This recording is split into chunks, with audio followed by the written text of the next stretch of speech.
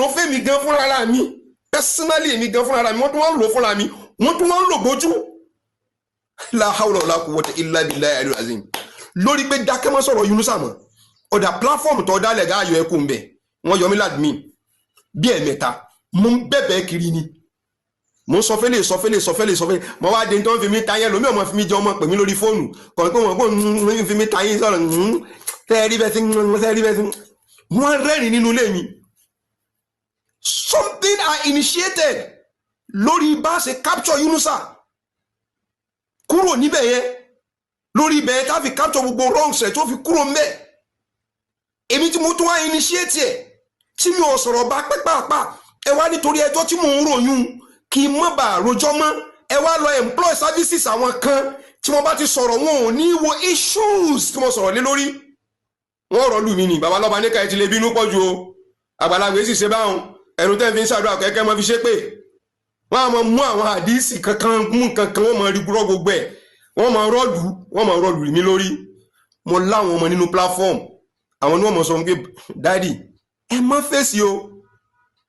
wàlá ẹ má fèsì bí wọ́n ṣe tọ́ wọn nínú ilé bàbá títí wọn ni wọ́n ṣe ń ṣe yẹn tó tán bá tọ́ wọn rẹ tó bá jẹ́ pé wọ́n bá tọ́ wọn rẹ wọ́n ò ronú kan tó kọlù yín àmẹ́mọ́ fún wọn lésì wàlá ìtàlá ìṣúná bí láìlẹ̀ àwọn ọmọ mi bẹ lórí platform mádàkẹ́mi ò ní sọ̀rọ̀ an opportunity came mo grab ẹ̀ ẹ̀yin tẹ́ bá wà pẹ̀lú kábíyèsí afẹ́kẹ́tẹ́ like love kàmọ̀ye wa torí àwọn procedures ta fẹ́ ṣe lẹ́sẹ̀kẹsẹ̀ nínú àwọn tó ń jìjàgbara fún kábíyèsí I have the voice no mo keep ẹ̀ dọ́jọ́ tí mo àfi play rẹ̀ fún gbogbo ayé tí wọ́n gbọ́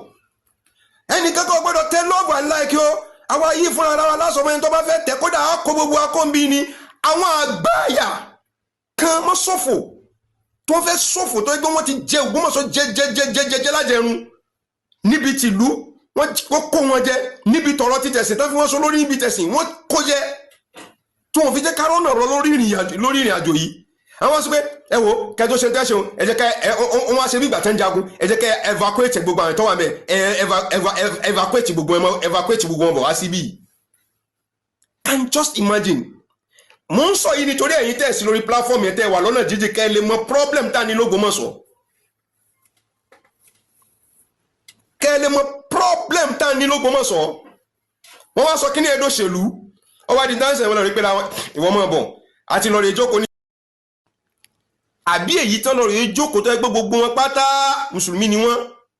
19 níwájú kábíyèsí tí wọ́n ní wọ́n ti ṣèwé wípé ń tọ́ṣẹ̀lẹ̀ ní pé ẹ jẹ́ kán mọ̀ yóò lọ rí sinmi kán lọ rí wádìí nǹkan tó wà nílé wọn pé níbi tá ti ń ṣe náà ẹni táyì tí tuntun rí nínú àwọn ọmọ ọba tó sì ń tẹ́ẹ̀sì wọn wípé ẹ̀yin Yunusa wọ́n ń ṣe mítìn lọ́wọ́ ní ìsìn o wọ́n sọ pé wọ́n fẹ́ wá ti mọ́sálásí o ẹ̀yà ètò ìmọ̀ bẹ́ẹ̀ sì lọ ṣe kẹ́ lọ rí gba injunction ìjọ Tuesday wọ́n sì sáré lọ rí gba injunction ìjọ Wednesday bẹ́ẹ̀ nìkan kò gbọ́dọ̀ fọ́ọ̀kan bẹ́ẹ̀